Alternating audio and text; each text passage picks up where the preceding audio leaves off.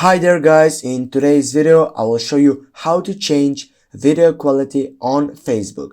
If your Facebook videos are taking too much time to buffer or streaming quality is so poor, this may be due to a slow internet connection.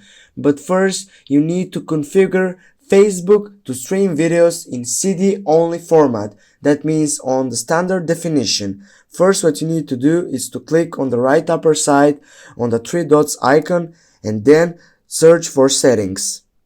After that, scroll down and go on media section.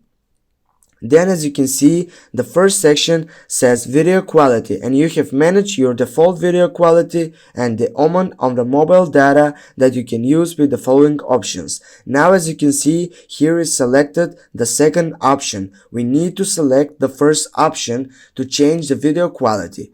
Go for it and go back. Take a refresh.